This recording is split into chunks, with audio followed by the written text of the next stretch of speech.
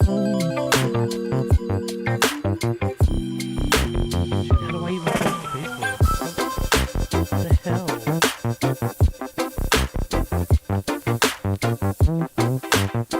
want to add to a story.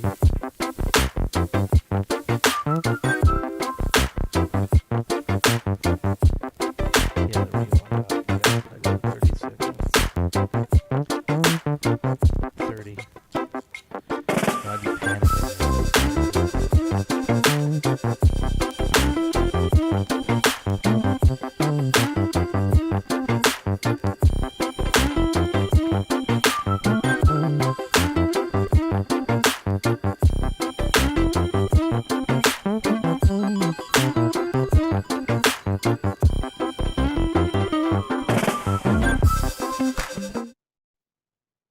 Hello and welcome to Power and Perspective. We can't even call it Hot Mess Monday anymore. Hot Mess Wednesday just doesn't sound right. That means we have to get our ish together. That's what that means. But welcome to Power and Perspective. Oh, Lordy, here we go. I am April. This is Aaron. Ah, gosh bless it. This is Aaron. And we are here to reframe conversations with empathy and humor. Today we're talking about zoos.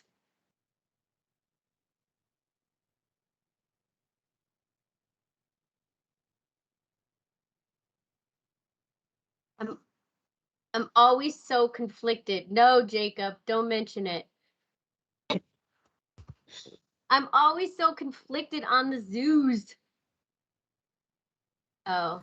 Thank you for the call out. I forgot to unmute myself. It's definitely Hot Mess Monday on a Wednesday. We need to come up with a new term for that. Wacky Wednesday. Wacky Wednesdays. I'm just thinking of all alliterations that we can use. The inevitability is high. Thank you, Orion. That's how we do things here. We do like you have to read his lips, but you get to hear my voice. I wonder if YouTube will do actually closed captioning with just my lips. I'm sure that's a thing that'll happen. I don't think so. No, I don't think so either. To the zoos. I freaking love zoos, guys. Like, I know, ignore every bad thing we're about to say in the next hour, but I love zoos. I love going to zoos. I love seeing the animals. I could sit and watch certain animals for like ever. Otters, forever. We just went to a zoo in Arizona on Saturday, and there was this monkey that was literally like communicating with my daughter. I could have sat there all day, every day. And I'm one of those moms that like reads all the signs. Of course, yeah. I mean, that's kind of the whole point, right? I mean, we're going to get into that a little bit, but if you're not doing that, why go? Yeah. But also, zoos are sometimes kind of sad. But this is what I told my kids, because we, as my kids and I, we don't know enough to know if it really is sad, right? I don't know how much space a bear needs enough about animals, about that particular animal, right? So and that could be just what I tell myself to make myself feel better about it. Well, no, I think that's a reasonable like place to start. Sorry, I was reading Steven's comment and I might have had a mini stroke. Steven jumped into Wacky Wednesday full out. He's like, this is what we're playing, guys. He says, how do you feel about zoos that serve endangered animals in their restaurants? What endangered animal does a zoo serve, Steven? I feel like zoos. I've never been. And I mean, I think your separation like that is probably the right way. I mean, it's the scientific approach, right? To separate yourself from your emotional attachments to analyze the situation from an intellectual perspective and not necessarily being engulfed by that initial emotional response. That's exactly what I was doing. All those words you just said. Yeah, that's exactly what I was doing. So, So do you want to start with like how zoos started? Because I have a lot of notes, and Yeah. there's a lot of Oh crazy my gosh. notes. Yeah, I think that's important, right? Because we talk about going to the source of things, Yeah, right? and you have to. So I think that's important. Go for So it. in 1676, and this is going to be a little bit of a tangent to the episode, but it'll come back around. In London, an asylum was built, an insane asylum, and it was like the most opulent asylum that had been built to date. And the notes that I was reading, people said it looked like a palace. But what? Let's see. So they opened it to the public, and they said there was a time period when the facility opened its doors to the public. Initially, the policy hoped to draw in family members to visit their loved ones. Unfortunately, it turned out, wealthy Londoners often paid money to roam the halls of the Bedlam Asylum, taking zoo-like conditions and marveling at the psychoses around them. Oh my goodness sakes alive. What year was that? 1676. Okay. Wow. Dude, the world is crazy. Let me just tell you some of the things that even happened 20 years ago. Marvels my Oh, yeah. brain. Yeah, and things change so fast because that was before. So the first real zoo, pardon me, was the Tiergarten. I'm totally gonna mess this up. Tiergarten Schönbrunn, which was in 1752. It opened its doors. Was the first animal zoo. 1752. And why did it start? So, based on what I've read, that at the time, I have, here we go. Until the 19th century, the function of zoos was often to symbolize royal power. Like King Louis XIV's menagerie at Versailles, major cities in Europe set up zoos in the 19th century, usually using London and Paris as models, though a transition was made from princely menageries designed to entertain high society with strange novelties into public zoological gardens, kind of more along the lines of what we have today. Yeah, the new today. goal was to So they educate didn't start with as opposed to yeah. just entertain, because it was used as a symbol of power. So they didn't start Yeah. with good intent. It was used by people empowered. Because a lot of times I think when we go backwards, a lot of times we see good intent Yeah. in the beginning of things, and Well, then just it like goes with Bedlam. awry. But this seems to have Yeah, just This like is with Bedlam, backwards. that they opened it to the public in hopes that their families would come visit, and ended up with yeah, basically a people zoo.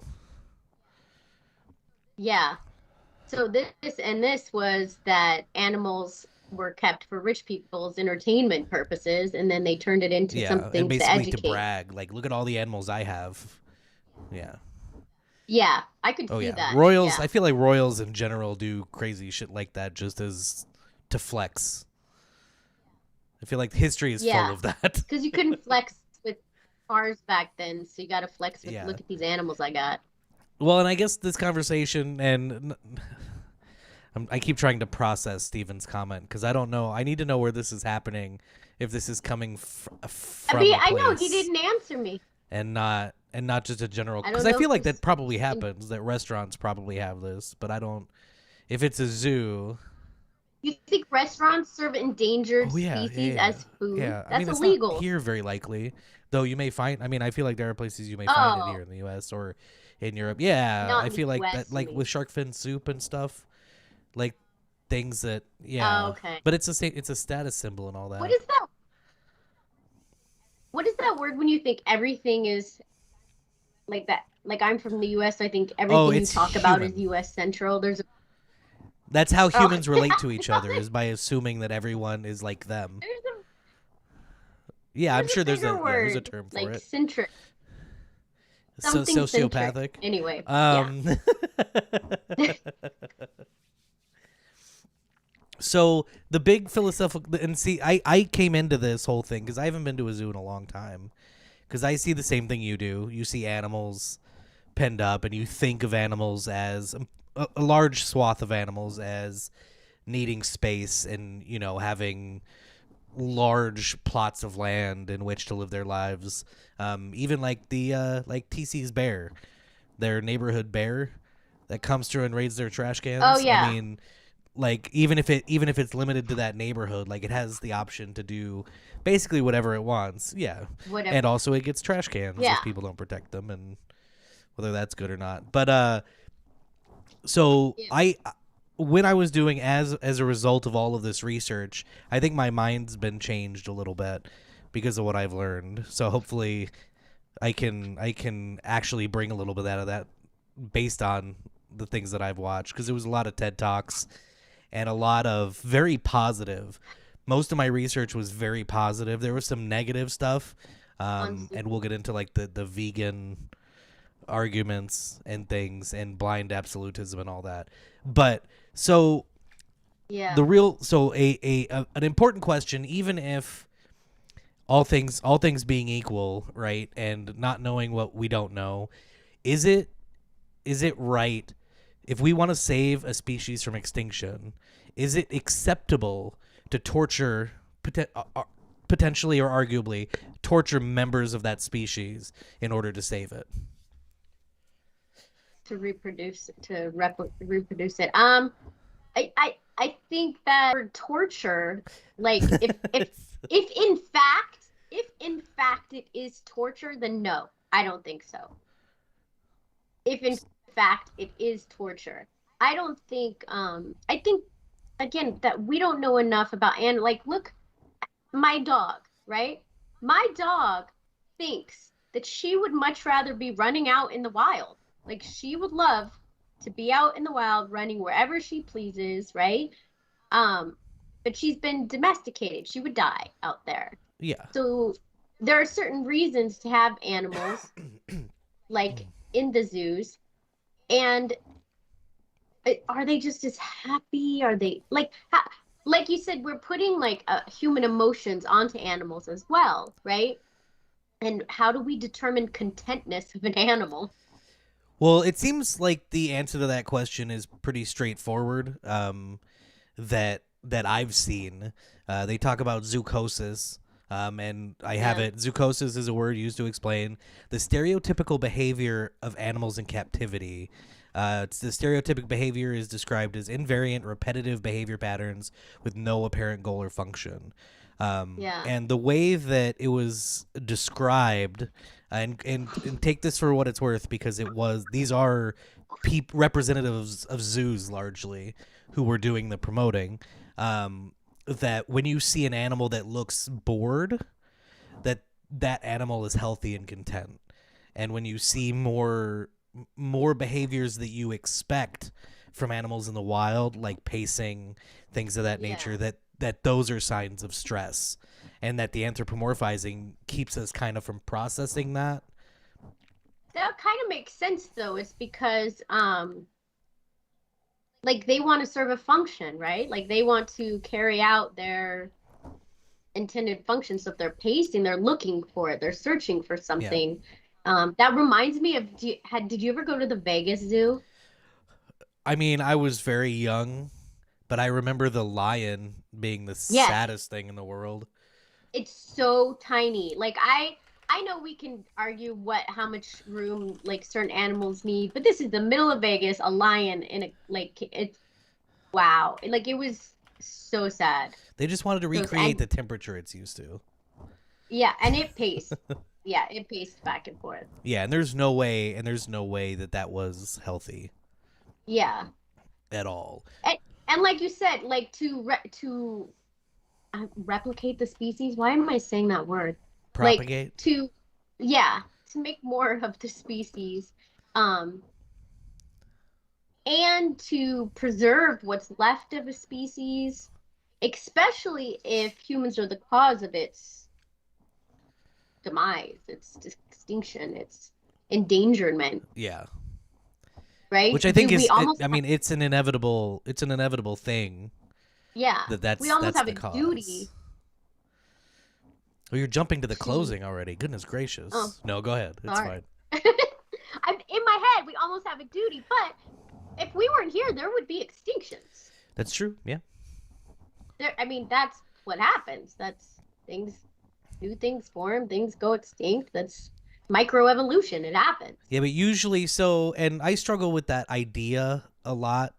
And after doing the reading and watching that I did, the understanding that when things happen in a natural way, like you have a new predator develop that keeps things in order, right? So usually, like if you have something whose population is overrunning an area, there will be predators that either migrate or develop in the area to keep that population in check, to keep balance.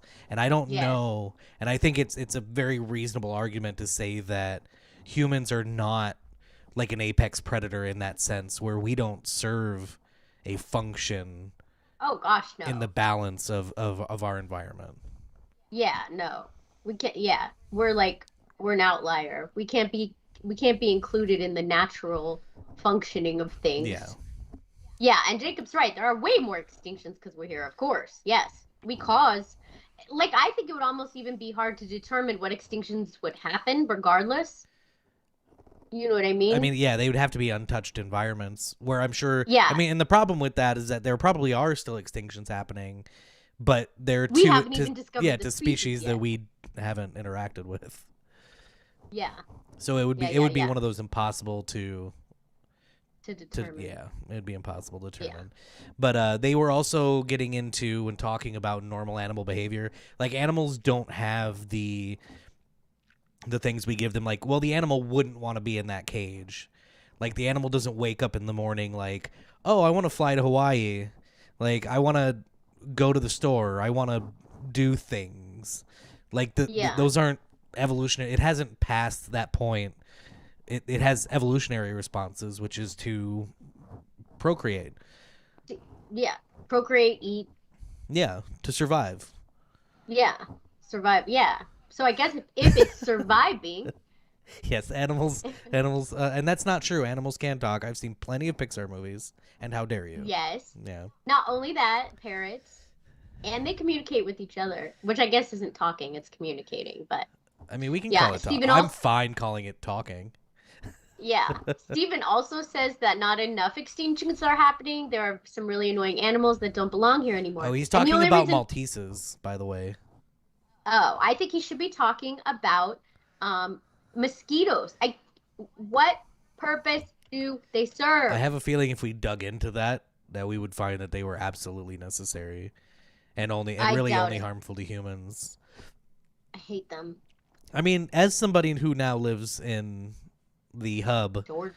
of Mosquito Town, Oh, God. it's it's hard to argue, but I have a feeling that the purpose they They, serve is probably significant.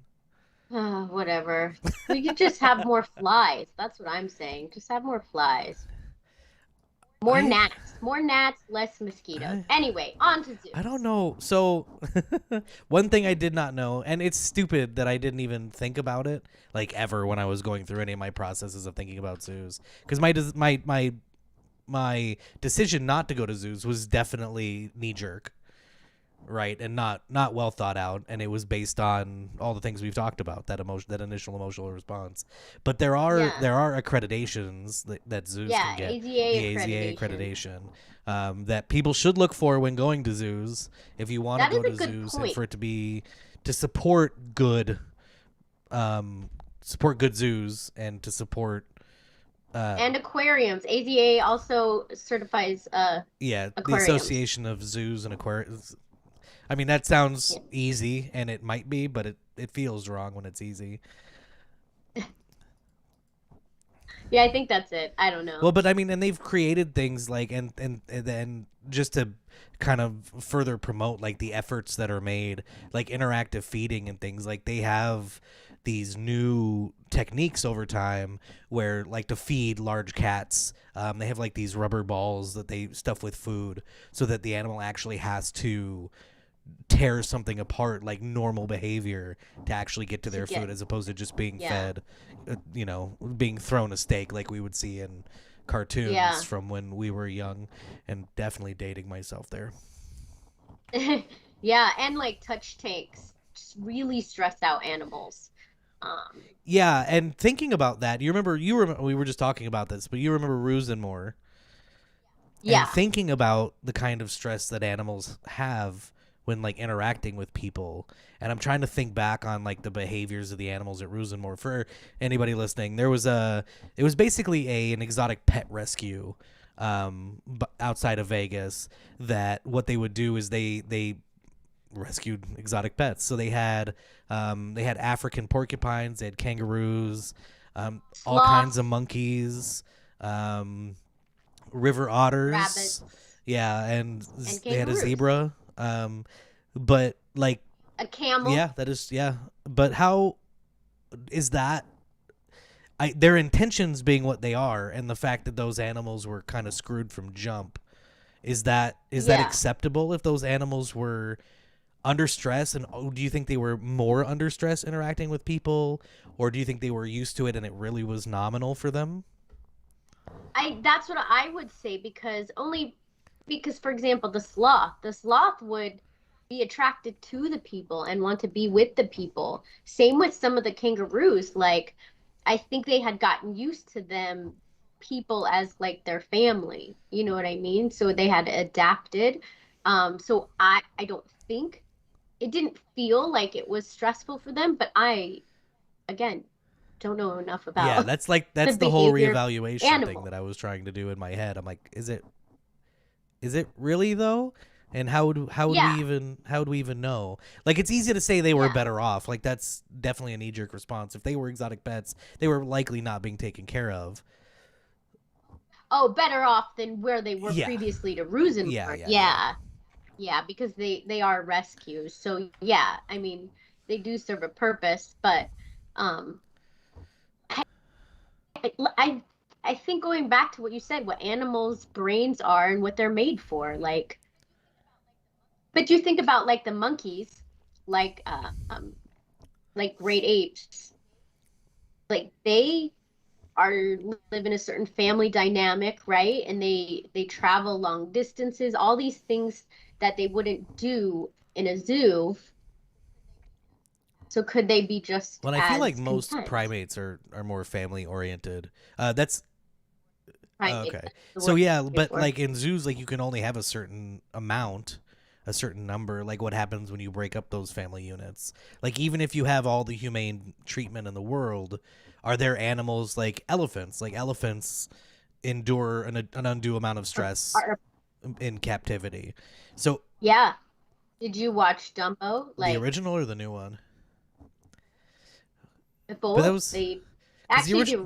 I original. mean, that was a The circus. original conveys conveys the distress much more.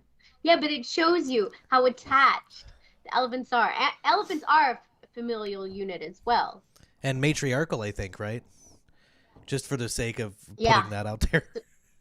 so, so clearly the better species. Just to serve my purpose since we're there, Rosenmoor was eventually shut down by the government for minor things like not having sufficient restroom access and things of that nature. So they were no longer to maintain their income through this opening up of their doors and had to get rid of the animals. Very sad. Very Yeah, sad for very sad for me. everybody. Because I mean, one of the other things Got to touch a that was sloth. brought up is that the purpose of zoos or the importance of zoos is that seeing an animal more than just like reading about it creates an emotional bond and empathy, yeah, for Empathy. those animals that reading about it just doesn't create. Yeah, absolutely. And a curiosity to learn more. And yeah, and encourages kids towards those kinds of professions. To make the circumstances even Yeah. better and to make it more humane. Yeah, and they educate on conservationism as well, and things like in to that nature. So that is also a positive. But we were at the zoo when we were at the zoo in Arizona. First of all, I don't know if y'all know, but Arizona is hot. We happened to go in overcast time, so it wasn't as hot as like it could be, but it was still kind of warm. And it is the first time I've ever looked at a zoo employee and thought, "Oh my God, I would never want your Yeah. job." Like ever. Like it just looks It's horrible. definitely, I feel like it's something you have to have a passion for. Like you don't get into on accident. Well, I feel like you can get into it on accident, but if you don't have a Fair passion, enough. you're Yeah, out fair real enough. quick. Yeah, because you can volunteer in Yeah, zoos. that's true. Yeah. You could start without an education, like to see if you like it. That's another episode we should do, like occupations and internships and Well, it seems like so the universities. Detroit Zoo, and I'm very partial to the Detroit Zoo because they have a brand new, very very large penguin habitat that I need to go see. Yeah, like it's its own building. It's crazy, and I need to go see it. They That sounds developed fun. the Berman Academy for Humane Education, and what the whole purpose was created to help people help animals. Humane education provides people with information and tools to make knowledgeable decisions on how to walk softly and treat the earth's creatures gently. This is from their website, if it wasn't clear. Because I it's thought you were it's just like word very master squishy language. extraordinaire. Um, Squishy's not the right word, but let's move on from that. So, Squishy language. question: zoos are Yes. inherently a business. Zoos get money from admission Yes. and things of that nature, aside from grants and stuff. So, I was gonna say a lot of these are yeah, no, but I nonprofits. mean that's how they take in money. Zoos take in money. Yes, yes. That existing would encourage others to create zoos without intent of becoming accredited, right? Because it that's how competition works. Like you see somebody making money, you're like, oh, I can Yeah. do that. So you create a zoo, and theoretically, these people might have been encouraged by the existence of accredited zoos to create a non-accredited zoo that's also taking in money, but is very likely not treating their animals as humanely. Is that the fault I of the zoo industry? Can we hold them accountable for things like that? it would I guess it would be a default of regulation, but then we go back to how much government should have control, even if it's for the sake of the safety of animals. Like, should a zoo even be allowed to be Yeah. if it's not Which accredited? also goes back to the idea of Rosemore. I like to bring that back just Yeah. because it's a very selfish desire for that to exist. Yeah. Well, and that they were closed because it was people Yeah, reasons they were closed, correct. Yeah, right? They but I didn't don't have even. I don't enough think they were ever looked at restrooms for for the animal people. reasons. Yeah, it's not. I just want to make that very clear. They weren't like harming it. Yeah, we do have. Okay, we can jump into stewardship here. Um, so as you were talking about, that we are the cause, largely as humans, of destroying habitats and not allowing Yeah. a lot of these creatures to actually have the environments that would allow them to continue to propagate and succeed in the environment. Are zoos basically a necessity? Like, do we have zoos because of the destructive nature of humanity?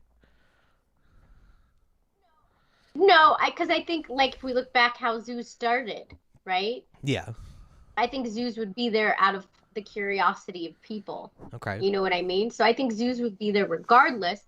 But now, I mean, this almost is like a kudos to humanity, which I don't usually do because I usually think the nature of humans are kind of, but we have taken it to the point of, okay, here's a zoo, you're going to be curious, you're going to want to learn, but let's use the funds to educate, to save, whatever. There's big words out there, but um to educate, to to do more conservation efforts for these animals, and stewardship to make it a thing. So Yeah, I mean, and as far as I think that says something yeah, and good. and the biggest thing I took away from my week of research, was that I might be doing a disservice to my own principles to not go to zoos, and that I need to find AZA accredited zoos and actually make more of an effort to go to zoos and to encourage other people to go to zoos and go to zoos with other people, or have Steven buy me tickets to go to Disney World so I can visit the animal kingdom, since that's now a need. That's Steven, that's my favorite place on earth. The animal kingdom? The Disney Animal Kingdom. It combines my two favorite things in Animals the world. and kingdoms? Disney and oh. Basically, animals and kingdom, Disney's and zoos. Yes. Yes. I think we covered the human zoo. Where have you been, Jacob? You're killing us here. Yeah. I knew that was coming up, too. I knew it was coming. So we look at I think you have to look at, the mental evolution of an animal, right? Like, you wouldn't be concerned about an ant farm, but we're more concerned about the bear, right?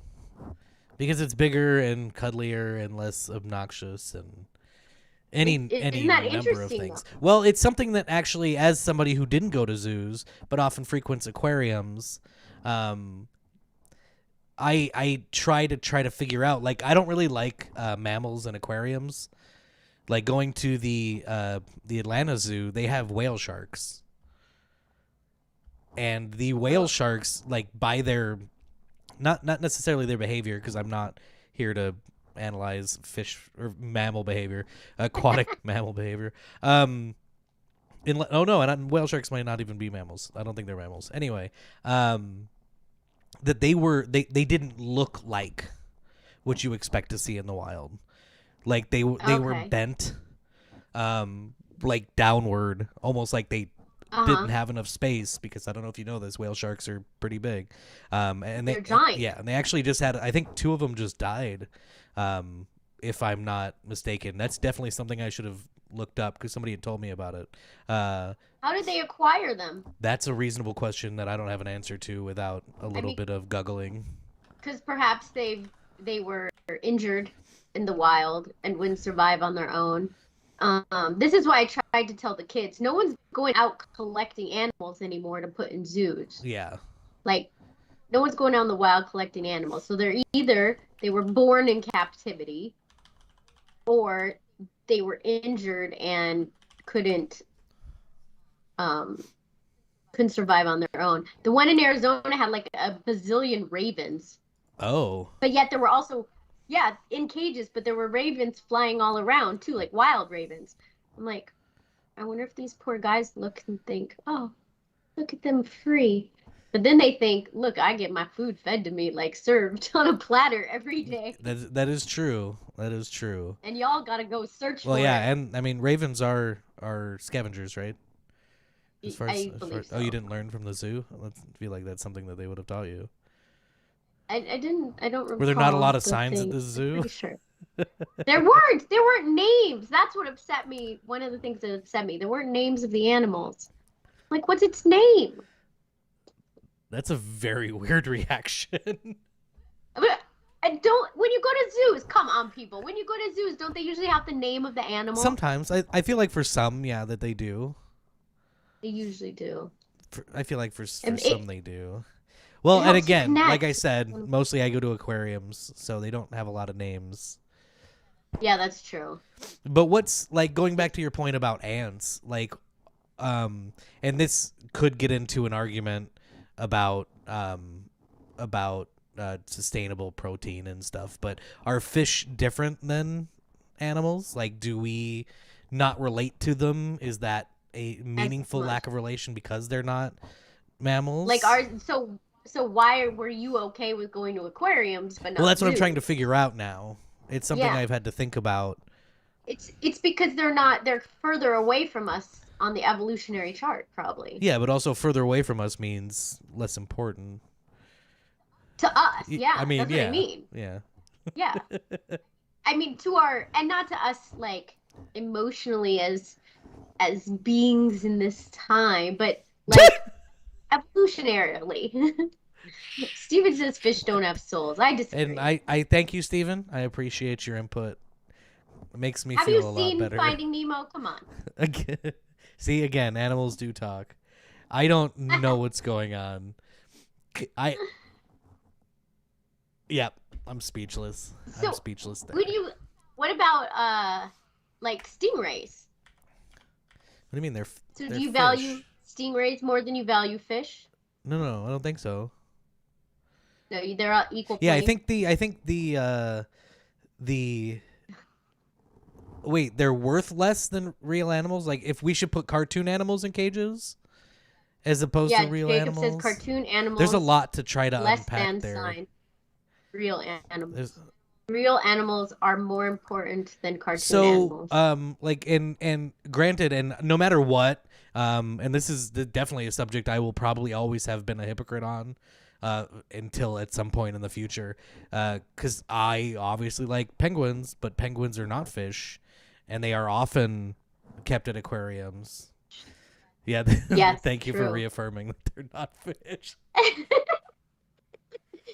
If you learn nothing today, please learn that penguins are not fish. Nemo had about But 4,000 yeah, 4,000. I don't know that notation. Brothers and sisters that but got Stephen eaten. makes a good point. It could be our value on things are there's a word for it, like the population density of things. So there's 8,000 bazillion quadrillion Yeah. ants. So if I step on one ant or kill the one ant that keeps coming in here, right? But there's like in that same area, there's only like 5 bears. So obviously that bear is more valuable I mean, than that's a purely economic yeah, calculation there. yeah. So fish, there's a lot of Well, fish. but are all fish created equal? In that instance, are fish just fish? Are fish just I mean, I fish? would generally say like fish aren't just fish. Like not all fish are the same. No, no, because there's the puffer fish, which obviously is more valuable than the Or the goldfish lionfish, which has active or bounties the on it for coastal yeah. states. Oh. Yeah. Oh, I saw that on an episode of New Girl. He wanted to Oh yeah, collect a yeah. That's a lionfish. really weird episode, especially since lionfish can kill you. Yeah, that was I think part of the whole point Yeah, of I the mean that episode. that show's interesting. Um, but that I mean to the point. But fish do, and that is something I go back to, is that fish procreate like crazy, Yeah, just like and insects. so therefore are And less valuable. individually, I would say that they are probably more diverse. Insects, especially. Fish, I don't know as much, but they seem to be very evolutionarily reactive because their environments Yeah, the change. larger the population of something. Ooh, that's a good That they have more point, Aaron. generations and more opportunities to Yeah, evolve more. and therefore Yeah. more diversity.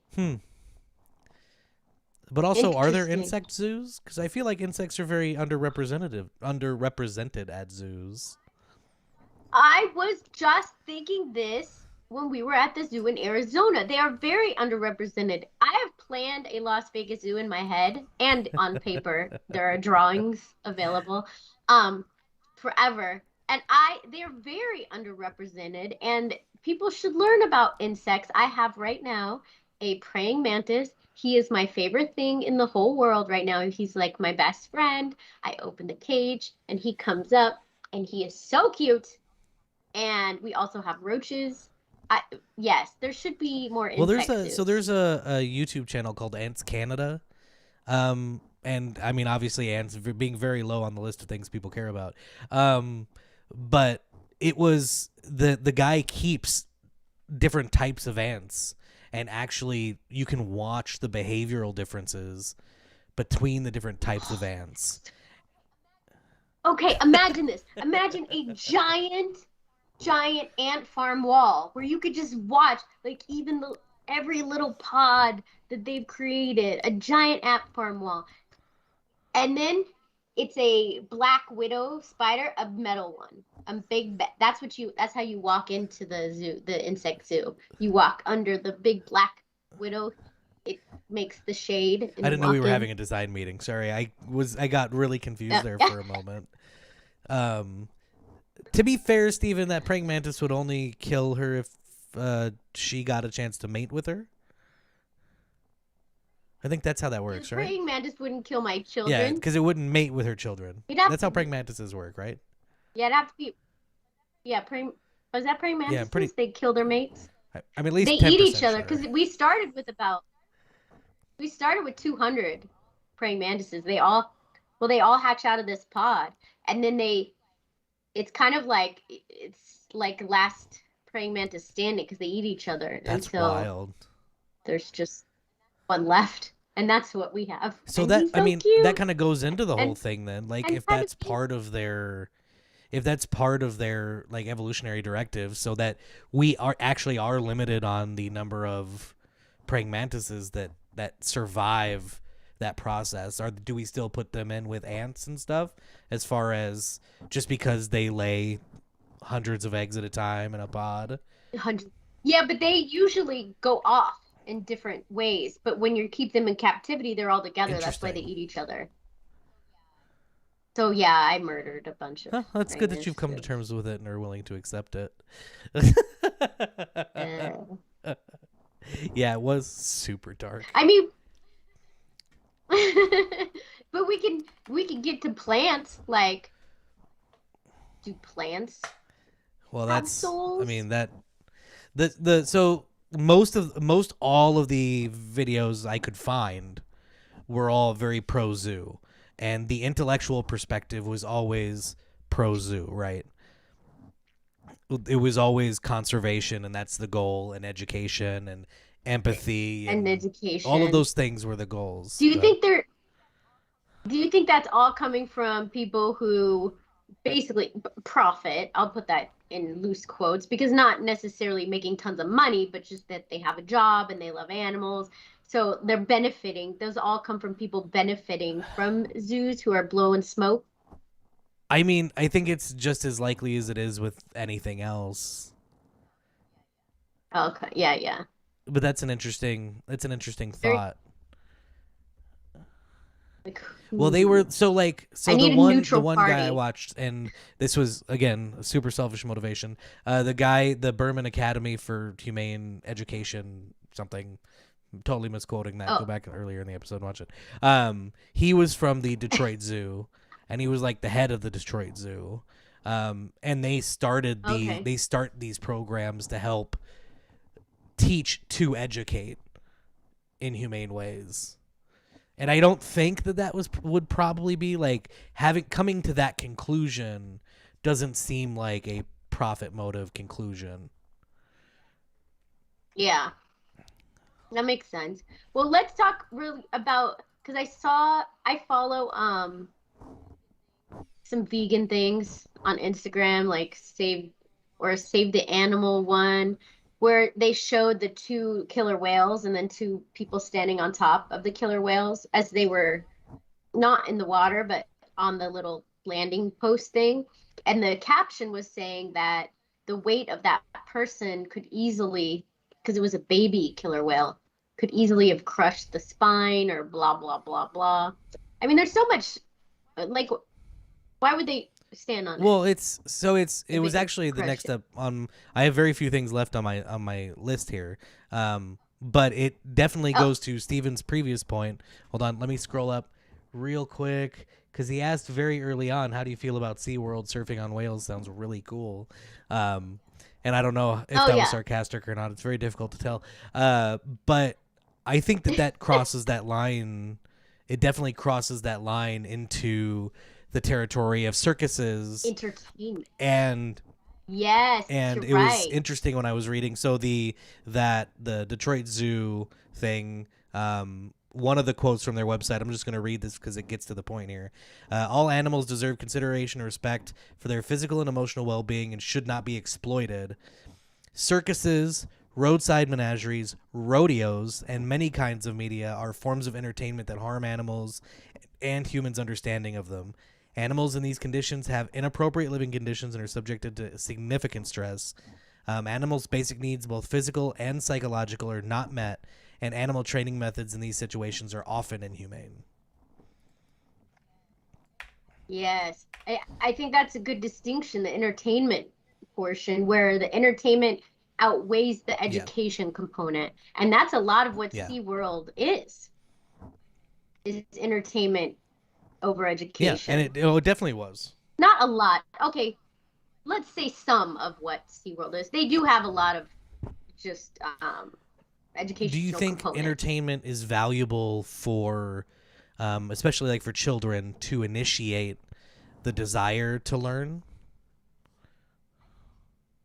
I think I think that it can be done. I think they're curious enough that you don't have to, for example, stand on them. You know what I mean? They're curious enough just to see them do their natural behaviors Even if it's not jumping through that you hoops don't or have playing with to go out. balls. Those are Yeah, but some usually natural they're kept in smaller behaviors. tanks. Like, I mean, like places like SeaWorld are naturally exploitative. I think everybody probably Yeah. agrees. But where would they, if you have a dolphin that can't return to the wild because it wouldn't survive, where are you going to keep it? That's a reasonable question I have an answer to. Oh, okay. Yeah. Well, I mean that's probably how they look at it. And then any animals born in captivity that were there, maybe they shouldn't breed them. Maybe they should only rescue them. I don't know. Well, and so it led to, and I was actually kind of surprised that it didn't mention it in that little blip on their website, but horse and dog racing, because there are so many horses put down once they've completed their Met usefulness, once they've outlived their usefulness, which may be a year, 2 years, and I think that might be generous if I Gosh, remember that's so sad. correctly. Where that's, I mean, but the problem being is that it's purely, I think that's purely profit motive.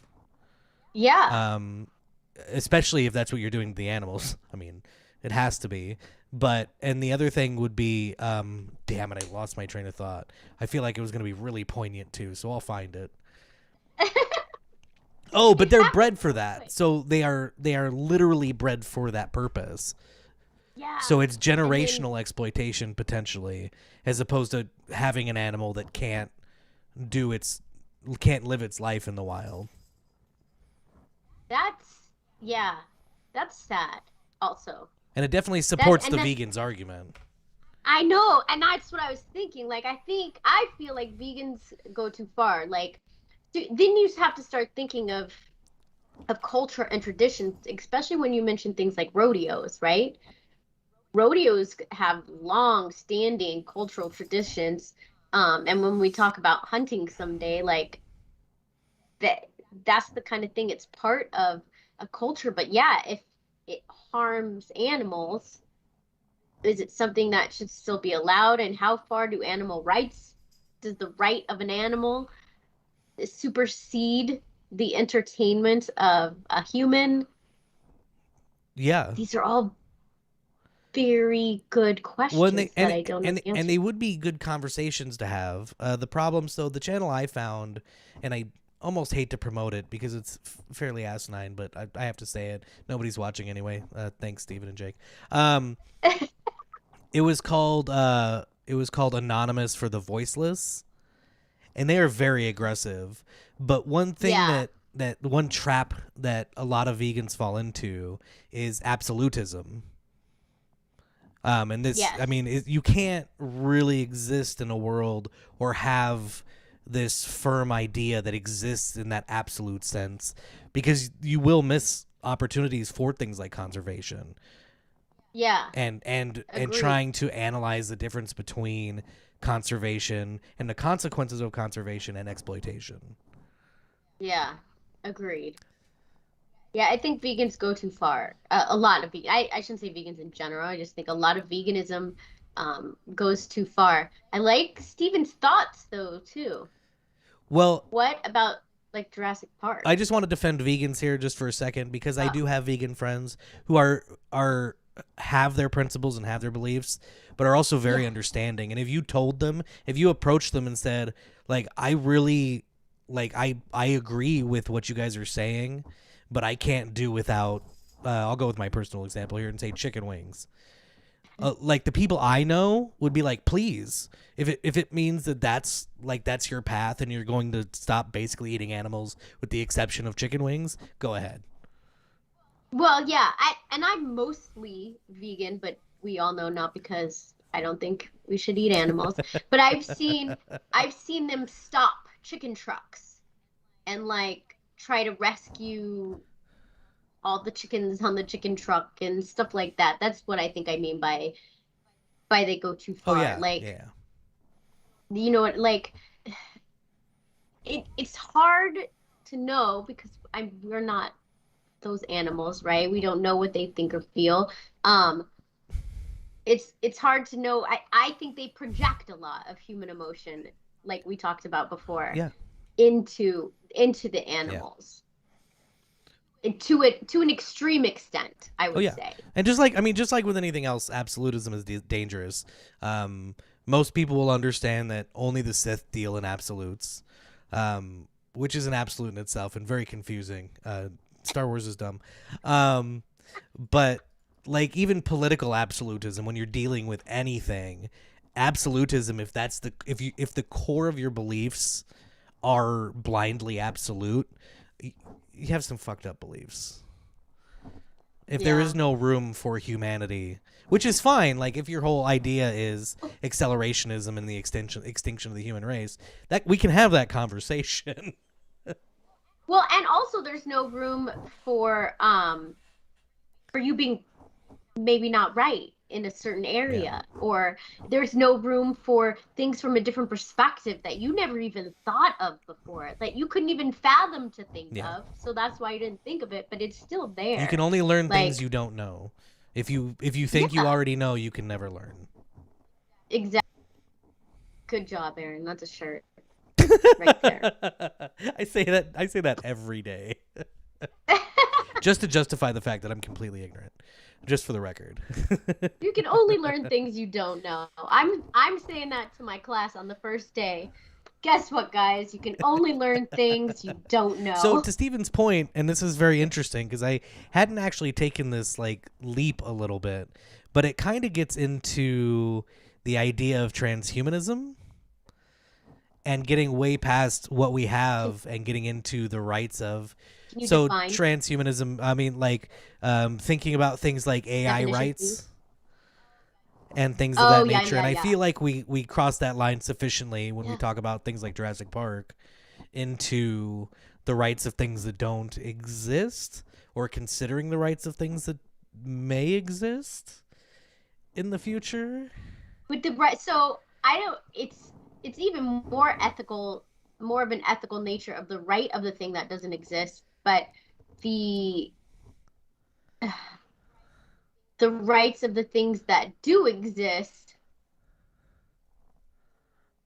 to will be protected from the things that are being created. So with this in Jurassic Park, like you're recreating, bringing back very dangerous That is true. animals. You're going against the nature Yeah. law of nature, but that's what they say when you do in vitro. Some people say that when people do in Yeah. vitro, right? And same thing That you're with going AI, against.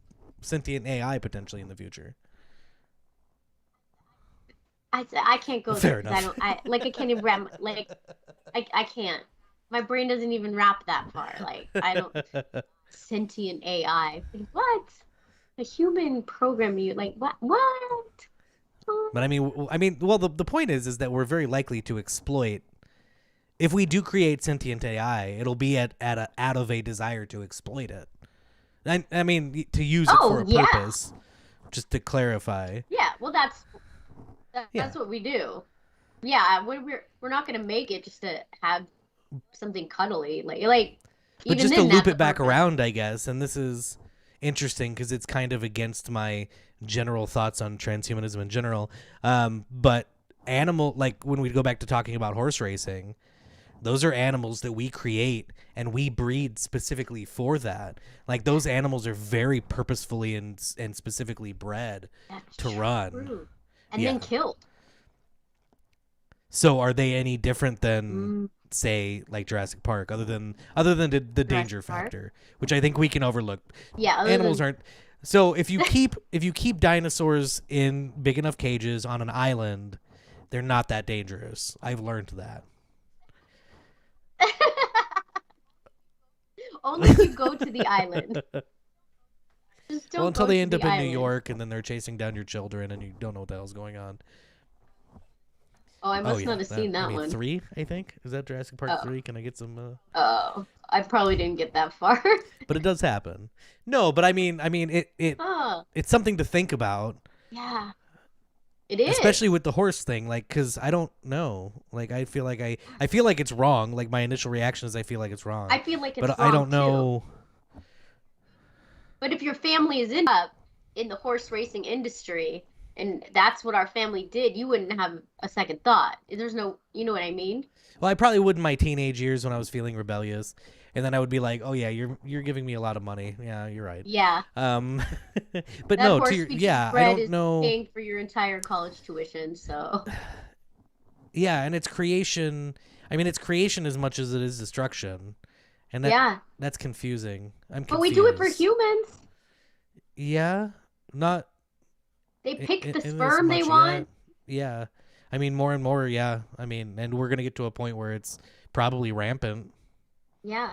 I know that, and I mean, there's also good in all the technology that you can. I know somebody who had a genetic disease, and they were able to look at each of the embryos to tell and could tell which ones would or would not have that gene, have the defective gene. So, when we talked about autism before and neurodiversity, so do you think it benefits humanity to breed out diversity? This is way off topic. Holy shit. I do not. But this was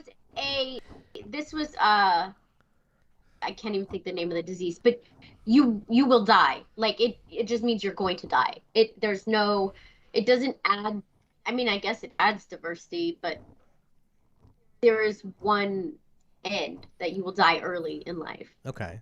Yeah. That's fair. What But is I mean, the name of oh, it? but I guess that. Huntington. Oh, okay. Huntington. Yeah. Well, but obviously people with Huntington's can still procreate. So maybe there's an Yeah. evolutionary directive there. Oh, true. Perhaps. We're all reading now. Yeah. Some Boo, diseases are painful to live with. Yeah. Yes. So is it? I mean, life is painful to But live is with. the pain for a purpose? Like you said, like, are they supposed to be here to live with that pain? Is it an evolutionary You know what step? I mean? Yeah. Is it something that Well, generationally I was thinking will be more coped with? Oh, go ahead. soully Oh, and oh, energetic. like yeah, I don't, But evolutionarily, I don't too, live in that whatever. world, so I can't keep up with that. I mean, I think it's an interesting conversation, to have for sure. I think all of this Yeah. creates interesting conversation. Who would? I feel like we need a guest, like You need to start getting on some scientific Facebook pages. evolutionary biologist. Yes, that would be interesting. That was my major for a hot second, evolutionary biology. Yeah, you should have kept with it. Then One you'd of be a the- wildly successful one of the podcaster. And you'd have a wildly successful talk show. On evolutionary biology. What are you doing with your evolutionary biology degree? Well, I have a podcast. Hey, that's valuable. Don't do that. Don't. I'm don't writing this minimize down. The industry. Because we want to do one on guns and hunting too. I forgot about that. Do we? Yeah, well, that's what I Not said. a T-shirt. If Life y'all is ever painful have to live with. ideas, life is painful to live with, not a t-shirt. Depression is real, folks. Seek help, please. Yes, and pain is not easy to Physical live with. pain's whatever. It's like Steven said. Pain is weakness leaving the body. No, the greatest feeling in the world is when is a lack of pain after you Yeah, which had means you pain. need pain. Literally. To experience No, life but- in its fullest, you require pain. Because otherwise you can never That's experience true. that. But what if you don't ever not What have if you pain? don't ever not have pain? I'm trying not to have a mini stroke. It would If be you, would it be equally as horrible as never having pain? um, I mean, like, you mean having chronic pain? Like somebody, like a chronic pain Yeah. sufferer? I mean, I don't know. Yeah. Like, I'm trying to think about it because, I mean, I experience pain a lot. But It's not no, not it's every not, second no, of it's every not chronic day. like that. Yeah. And some people Hmm. do, Hmm. Interesting.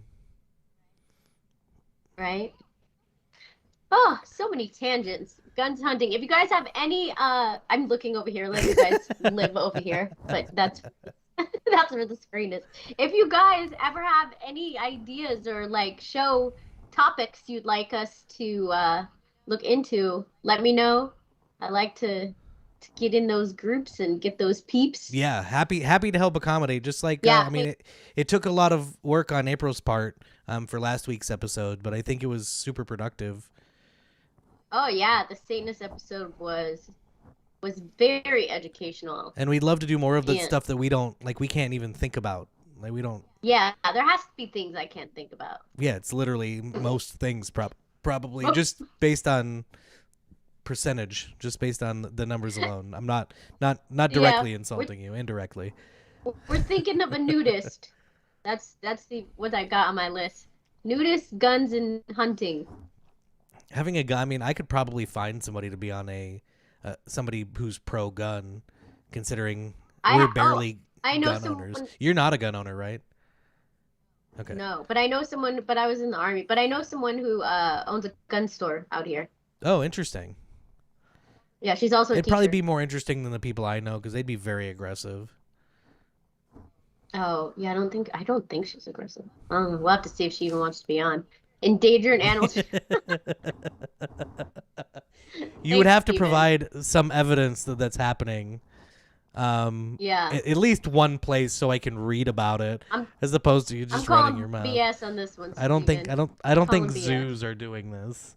I think there are probably restaurants where you eat No. endangered animals, and they're probably dark and shady, and they're next door to the place where you buy gremlins.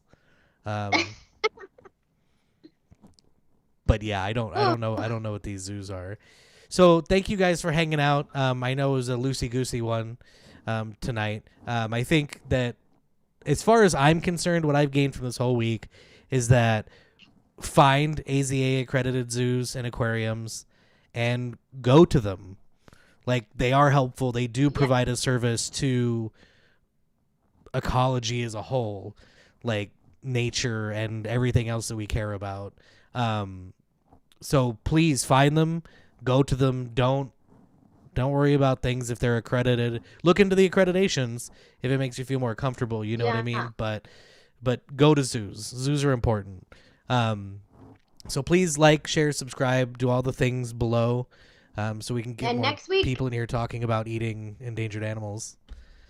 Next week we're talking about meditation. Oh, that should be thrilling.